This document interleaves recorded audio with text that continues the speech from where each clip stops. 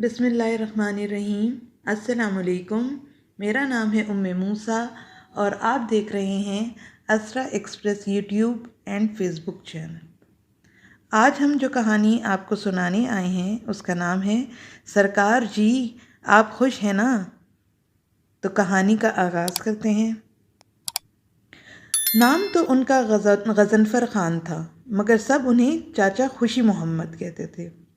वो बड़े हंसमुख और दिल रखने वाले आदमी थे। मेरे साथ तो उनका प्यार ही बहुत था। मोहल्ले में कोई दुख का मामला हो या कोई सुख की घड़ी हो, हर जगह चाचा खुशी मोहम्मद खड़े नज़र आते थे। मेरी दादी हमेशा उन्हें डांटती रहती थी। करम जला दादी का मखसूस फ़िक्रा था। 2-4 दिन अगर खुशी मोहम्मद नज़र ना आते तो वो नाराज़ हो जाती। कहाँ था करम जला, वो गुस्से से कहती थी। पता नहीं कि दादी इंतज़ार करती थी। इस उम्र में तुझे ना देखूं तो मुझे बहुत उलझन होती है, दादी गुस्से हो जाती और उन्हें पंखा झलती जाती। चाचा खुशी मोहम्मद हंस हंस कर उनकी डांट सुनते रहते, फिर उनके ज़ईफ़ पाँवों को दबाते रहते और कहते कि दादी अम्मा बस ऐसे ही मुझे डांटती रहा करो। लो जनाब, अब इस करम जले की बात सुनो। भला मैं इसे कोई शौक़ से डांटती फिटकारती हूँ। दादी अम्मा दोबारा शुरू हो जाती। दादी अम्मा बदन के निचले हिस्से से माजूर हो गई थीं। निचले धड़ में हरकत बहुत ही मामूली सी रह गई थी। उधर चाचा खुशी मोहम्मद के पैरों में तो भंवर था। मजाल है वो चैन से एक जगह बैठ जाएं। एक बार कई दिनों के बाद आए। दादी की तबीयत ख़राब थी। बस चुपके लेटी उन्हें देखती रहीं, बोलीं कुछ नहीं। चाचा खुशी मोहम्मद परेशान हो गए और फिर रोने लगे। मैंने पूछा, चाचा क्या बात है, आज तो डांट भी नहीं पड़ी। रोते रोते वो मुस्कुरा दिए। मैं डांट खाने ही तो आता हूँ। मैं हैरत से चाचा खुशी मोहम्मद को देखने लगा। डांट ना खाने का गम खाते मैंने ज़िंदगी में आज पहली बार किसी को देखा था। वो बोले, छोटे बाबा जी आपको क्या मालूम, जब दादी खुश होती हैं ना तो मुझे करम जला कहती हैं। ज़रा उस लम्हे उनकी अपनायत और प्यार को देखा करो। भला सच बताओ, कभी सुना है कि दादी ने किसी और को कहा हो, करम जले ज़रा मेरे पास बैठ जाओ। मैंने सोचा वाकई ये बात तो बिल्कुल सच है। दादी ने कभी भी किसी दूसरे को करम जला नहीं कहा था। मैंने पूछा, चाचा वो तुम्हें करम जला क्यों कहती हैं? वो खुश होती हैं ना तो इस उनकी खुशी में मैं खुश होता हूँ, चाचा खुशी मोहम्मद ने मुझे कहा। चाचा खुशी मोहम्मद मामूली उर्दू पढ़े लिखे हुए थे, मगर बला के नरम मिजाज, प्यार करने वाले और ऐसी सादा बातें करते कि सीधी दिल में उतर जाती। मुझे उनका असल नाम पहली बार तब पता चला जब वो मुझसे अपनी बेटी का फॉर्म पुर करवाने आए। तब उन्होंने मुझे अपना शनाख्ती कार्ड दिखाया जिस पर उनका नाम गज़नफ़र ख़ान वल्द मुज़फ़्फ़र ख़ान लिखा था। मैंने पूछा, चाचा जी इतना प्यारा तो नाम है आपका, फिर आपने खुशी मोहम्मद नाम क्यों रख लिया? वो अंगूछे से पसीना पोंछते हुए बोले, छोटे बाबा मुझे अपने सरकार सल्लल्लाहु अलैहि वसल्लम से बड़ा प्यार है। उनकी खुशी का हर लम्हे ख्याल रहता है, तो मैंने सोचा खुशी मोहम्मद ही बन जाता हूँ। जो पुकारे चाचा खुशी मोहम्मद तो गोया मेरा सबक ताज़ा हो जाए कि खुशी मोहम्मद सरकार दो आलम सल्लल्लाहु अलैहि वसल्लम की खुशी का ख्याल रखना। चाचा खुशी मोहम्मद ने इतनी अकीदत और इतनी प्यार से कहा कि उनकी आंखें नम हो गईं और आवाज़ भर आई और मैं चुप खड़ा रहा। चाचा खुशी मोहम्मद की बीवी का बहुत अरसा पहले इंतकाल हो गया था। एक ही बेटी थी उनकी, जिसकी उन्होंने 16 बरस की उम्र में अपनी बहन शादी कर दी थी। वो बहुत अक्खड़ मिजाज आदमी था, जबकि सईदा कम उम्र और नाजुक सी लड़की। काम करने में गलती करती तो मार पड़ती। एक दिन गुस्से में आकर घर छोड़ गया, लो संभालो अपनी लड़की। वो बीवी को उनके घर छोड़कर बुरा भला कहता हुआ निकल गया। चाचा खुशी मोहम्मद ने बढ़कर बेटी को सीने से लगाया और बोले, बेटा फिक्र ना कर। इस जुमले के अलावा उन्होंने एक लफ्ज़ नहीं कहा, ना भांजे को और ना ही बहन को। फिर एक दिन बरादरी की एक शादी में चाचा खुशी मोहम्मद को बहन और दामाद मिल गए। दामाद ने चूंकि ज़्यादती की थी इसलिए मुंह छुपाकर बैठ गया। चाचा खुशी मोहम्मद ने उसको मुस्कुरा के गले लगाया। बेटा, तू क्यों मुंह छुपा रहा है? छुपाना है तो उस दिन उनसे छुपाना। किस दिन, किससे? दामाद फिर अकड़ गया। चाचा खुशी मोहम्मद ने हाथ जोड़े और आसमान की तरफ देखकर कहा, मैंने सरकार के हुक्म पर बेटी ब्याह दी और निकाह पढ़ा दिया। जैसे बड़े सरकार हज़रत मोहम्मद मुस्तफ़ा सल्लल्लाहु अलैहि वसल्लम ने छोटे सरकार अली रज़ी अल्लाह अन्हा से अपनी प्यारी बेटी ब्याही। आपने निकाह का हुक्म फरमाया तो हमने भी बेटी ब्याह दी। अब सरकार जाने और उनकी ये वही जाने। चाचा खुशी मोहम्मद ने आसमान की तरफ देखते हुए कहा और फिर दामाद से बोले, मुझसे शर्मिंदा ना हो, मुझे तुम्हें कुछ नहीं कहना। अब रब ताला जाने और सरकार जाने। इन लफ्ज़ों ने न जाने क्या तासीर दिखाई कि अकड़ू दामाद चाचा के पैरों में गिर गया और माफ़ी मांगने लगा। फिर तकरीब के बाद बड़ी ही मिन्नत समाजत से बीवी को वापस ले गया।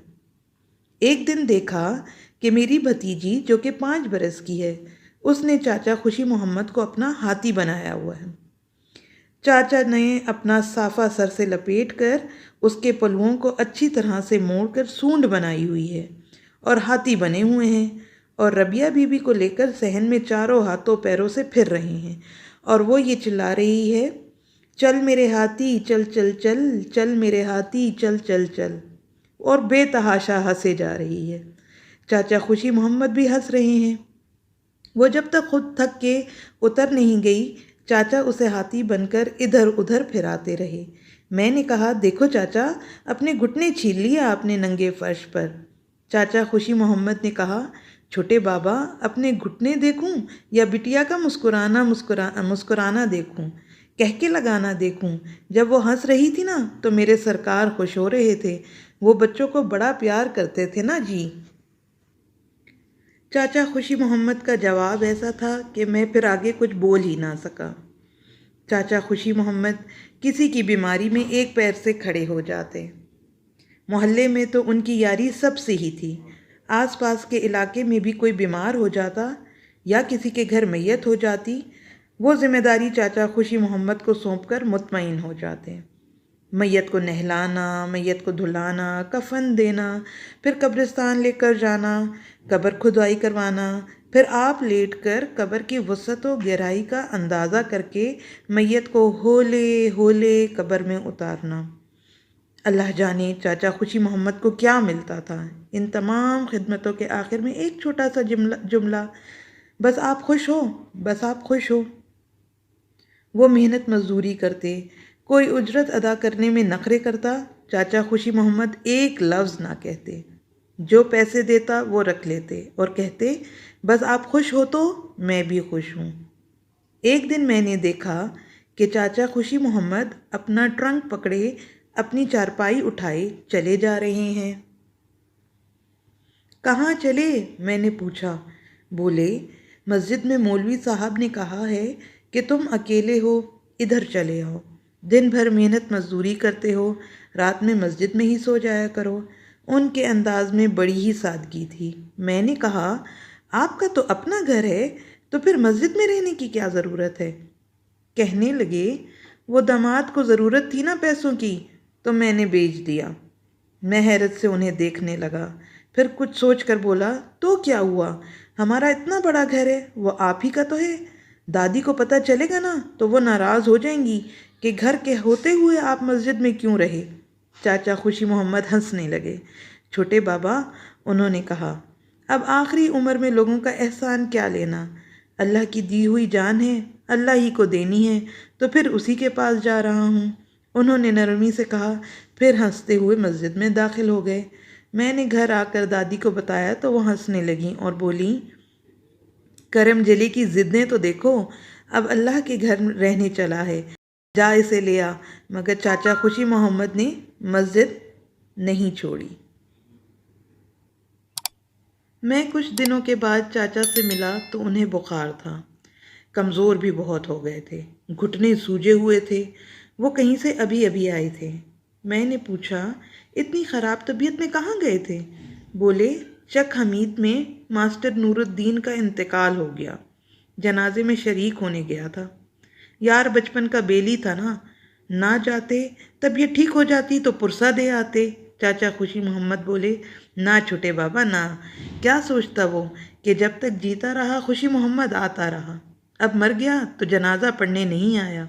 नाराज़ हो जाता और सरकार पाक से शिकायत कर देता, तो मैं तो गया था ना। आखिरी जुमले में उन्होंने कुछ ऐसी रिक्कत इख्तियार की कि मेरी भी आंखों में आंसू आ गए। चाचा खुशी मोहम्मद ने कहा, छोटे बाबा एक बात कहनी थी आपसे। जी जी कहिए। ये लीजिए। उन्होंने अपनी जेब से एक तह किया हुआ कागज़ निकाला। उसे हिफाजत से रख लीजिएगा, खोलिएगा नहीं। मैं मर जाऊं तो मेरे कफन में मेरे सीने पे रख देना चुपके से, वादा करें मुझसे। मैं हैरत से चाचा खुशी मोहम्मद का मुंह तकने लगा। कैसी अजीब व गरीब सी फरमाइश थी उनकी। मैंने कहा, चाचा जी अल्लाह ना करे कि तुम मरो। चाचा मुस्कुराने के बाद बोले, लो बेटा, मरना तो सबको ही है और मेरा मरना तो बहुत ही ज़रूरी है। क्यों भाई? मैंने ज़िद होकर कहा, जन्नत का ऐसा शौक़ लगा है? मुझे जन्नत की चाहत नहीं है, चाचा खुशी मोहम्मद ने मुस्कुरा के कहा। फिर? यह अभी आप नहीं समझेंगे छोटे बाबा, उन्होंने हंस के कहा। बस एक बात बताएं, आप मुझसे खुश हो ना? कभी नाराज़ तो नहीं हुए? चाचा जी आप तो बहुत ही अच्छे हैं, मैं आपसे बहुत खुश हूँ, मैंने कहा। बस बस काफ़ी है, चाचा खुशी मोहम्मद हंस दिए। 3 दिन के बाद चाचा खुशी मोहम्मद का इंतकाल हो गया। फजर की अज़ान के साथ ही ऐलान हुआ, हज़रात चाचा खुशी मोहम्मद का इंतकाल हो गया है। लोग जमा होने लगे। चाचा जी की चारपाई हुजरे में रखी हुई थी। उनका चेहरा बेहद पुरसकून था। एक ही बेटी थी जो शौहर के साथ शहर मुंतकिल हो गई थी, इसलिए सबका ख्याल था कि चाचा का जनाजा बस मोहल्ले वाले ही पढ़ लेंगे। वैसे भी जुम्मे का दिन था, छुट्टी तो थी नहीं। मगर सुभान तेरी कुदरत, जूं जूं ज़ुहर का वक्त करीब आता गया, लोगों का नमाज जनाजा के लिए हजूम बढ़ता चला गया। लोग इतने आ रहे थे कि मानो जैसे चींटियां बिलों से उबल उबल के बाहर आ रही हों। ज़ोहर तक भी लोग आ रहे थे। फिर मालूम हुआ कि अभी मज़ीद लोग आ रहे हैं। बिला मुबालगा सैकड़ों नहीं हज़ारों लोग तो होंगे ही। हम सब हैरान थे कि ये कहाँ से इतने लोग ग्रोह दर ग्रोह चले आते हैं। इमाम साहब ने कहा, नेक आदमी थे, लोगों के दुखों में शरीक रहते थे, सारी उम्र लोगों को खुश रखा। सब समझ रहे थे कि चंद ही लोग होंगे, मगर कमाल ऊपर वाले की कुदरत की। क्या शानदार जनाजा है, वो जन्नती थे जन्नती। हम सब तायीद में सर हिलाने लगे। असर के वक्त चाचा खुशी मोहम्मद का जनाजा हुआ और मैंने चाचा खुशी मोहम्मद की अमानत उनके सीने पर चुपके से तब रख दी जब उन्हें कफन पहनाया जा रहा था। तदफीन के बाद सब लोग रुखसत हो गए तो मैंने दादी को बताया। दादी ने कहा, वो करमो जला जन्नत में भी सबसे टहल टहल के यही पूछ रहा होगा, आप खुश हैं ना? ये कहकर दादी अम्मा रोने लगी। अच्छा जी, तो आप समझ रहे होंगे कि कहानी ख़त्म हो गई। नहीं, असल कहानी तो अब शुरू हुई है। जैसा कि दस्तूर है, आँख ओझल पहाड़ ओझल। सो आहिस्ता आहिस्ता लोग चाचा खुशी मोहम्मद को भूल भाल गए। वैसे भी उनका यहाँ था ही कौन। माँ बाप के खुद अकलौते बेटे थे और औलाद में भी एक अकलौती बेटी ही थी, जो कि शहर जा बसी थी अपने मियाँ के साथ। 2 साल गुजर गए चाचा खुशी मोहम्मद के इंतकाल को। इस मर्तबा ऐसी ज़ोर की बारिशें हुई कि सैलाब ही आ गया। हमारा इलाका काफ़ी मुतासिर हुआ, ख़ास तौर पर मशरक़ी हिस्सा जहाँ पर कब्रिस्तान था। जब बारिशें रुकीं और सब ने अपने घर घराने को ठीक कर लिया तो ख्याल आया कि चल कर ज़रा कब्रिस्तान का जायज़ा भी ले लें। आज नहीं तो कल जाना तो उधर ही है। किसी की माँ, किसी का बाप, किसी का बेटा, किसी की बीवी, सब वहीं थे। बहरहाल हम सब इकट्ठा होकर चल पड़े और हुआ वही जिसका खदशा था। ज़्यादातर कब्रों की हालत बहुत ही ख़राब थी। कोई गड्ढा बन गई थी तो कोई दाएं बाएं से बैठ गई थी। मुझे अचानक चाचा खुशी मोहम्मद की कब्र का ख्याल आया। मैं ढूंढता हुआ उधर पहुंच गया। देखा कि चाचा की कब्र एक साइड से खुल गई थी। मैंने दूर से देखा तो अंदर कोई सफ़ेद सी चीज़ नज़र आई। मैंने आवाज़ देकर सब लोगों को मुतवज्जह किया। चाचा गफूर, दर्जी अब्दुल हमीद, गफ़ार ठेकेदार, रहीम मिस्त्री, इमाम साहब सब ही आ गए। रहीम मिस्त्री ने कब्र में झांका और बोला, ज़रा देखो तो, जो मैं देख रहा हूँ क्या ये सच है? क्या है, क्या है? सब चारों तरफ इकट्ठे हो गए। मिस्त्री रहीम ने हाथ बढ़ाकर पत्थर का एक टुकड़ा हटाया तो अंदर सफ़ेद कफन साफ नज़र आने लगा। अरे, ये तो बिल्कुल ताज़ा कफन लग रहा है, ठेकेदार गफ़ार ने चिल्लाकर कहा। इमाम साहब भी करीब आकर देखने लगे। इसी वक्त शायद वो पत्थर हटाने से एक और जानिब से कब्र बैठ गई और कब्र का बड़ा हिस्सा खुल गया। अब अंदर चाचा खुशी मोहम्मद की मैयत साफ दिखाई दे रही थी। यूं लग रहा था कि जैसे अभी कुछ देर पहले ही मैयत रखी गई हो। सब लोग बेसाख्ता कलमा तैयबा का विर्द करने लगे। मौलवी साहब ने कहा, चूँकि कब्र खुल गई है लिहाजा इसे दुरुस्त करके दफन करना ज़रूरी है। अगर कुछ ना होता तो बंद कर दी जाती। रहीम मिस्त्री ने कहा, वो थोड़ी ही देर में कब्र तैयार कर देगा। ज़रा देर में जंगल की आग की तरह ये खबर पूरे इलाके में फैल गई और लोग जोक दर जोक जमा होने लगे। दोबारा एक सफ़ेद चादर मंगवाई गई और मैयत को मुंतकिल करने लगे। दोबारा तदफीन करके हम सब वापस लौटने लगे तो अचानक मुझे एक तरफ वो पर्चा नज़र आया जो मैंने चाचा की वसीयत के मुताबिक उनके कफन के अंदर रखा था। वो दोबारा तदफीन के वक्त किसी तरह निकल कर बाहर ही रह गया। मैंने बढ़कर वो पर्चा उठाया। एक बार फिर अब कब्र कुशाई नहीं हो सकती थी और मैं इन सबको इसकी बाबत क्या बताता।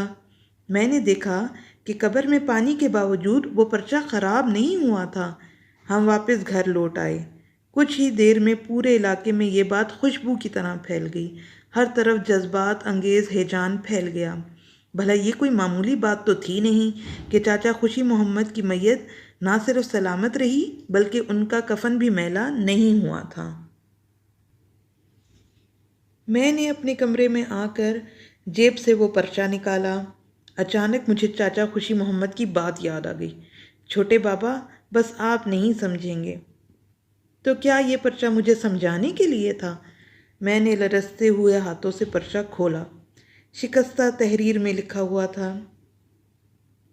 अल्लाह मियाँ जी, नमाज मेरी टूटी फूटी, इबादत कोई नहीं, मगर सरकार जी से मुझे प्यार बहुत है। एक मर्तबा मौलवी जी ने मुजाहिल को बताया कि बड़ी सरकार फरमाते हैं, जो मेरे उम्मती को खुश करेगा वो मुझे खुश करेगा, जो मुझे खुश करेगा वो अल्लाह को खुश करेगा, जो अल्लाह को खुश करेगा तो अल्लाह उसे जन्नत देगा। अल्लाह जी, मुझे जन्नत नहीं चाहिए, बस मैंने सारी उम्र अपने सरकार के उम्मतियों को खुश रखने की कोशिश की है। बस मेरे सरकार जी खुश हो जाएं और जब मैं उनके पाक कदमों को अपनी आँखों से चूम के कहूँ, सरकार जी आप खुश हैं ना, तो वो मुस्कुरा के कह दें, हाँ खुशी मोहम्मद, मैं खुश हूँ। बस अल्लाह मियाँ जी वही मेरी जन्नत है, मेरे सरकार जी की खुशी। मेरे हाथों में कागज़ लरज़ रहा था और हिचकियों से मैं रो रहा था।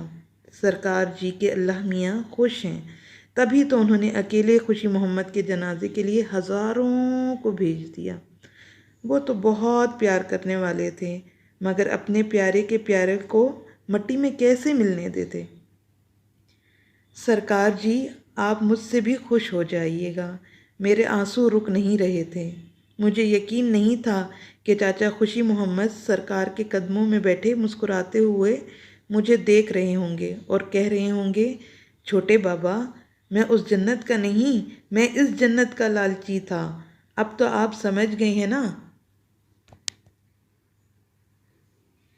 और इस तरह से हमारी ये खूबसूरत सी कहानी अपने अंजाम को पहुंचती है। अल्लाह ताला हमें भी तौफीक दे कि हम अपने सरकार जी को खुश कर सकें और उनके दिए हुए अहकामात के मुताबिक ज़िंदगी गुजार सकें। आपको हमारी वीडियो कैसी लगी कमेंट करके हमें ज़रूर बताइएगा। अगर आप ऐसी ही इस्लामिक और मोटिवेशनल वीडियोस देखना चाहते हैं तो हमारे चैनल को सब्सक्राइब कर लें और घंटी के निशान को भी दबा दें ताकि आइंदा आने वाली वीडियोस आप तक पहुंच सकें। शुक्रिया। अल्लाह हाफ़िज़।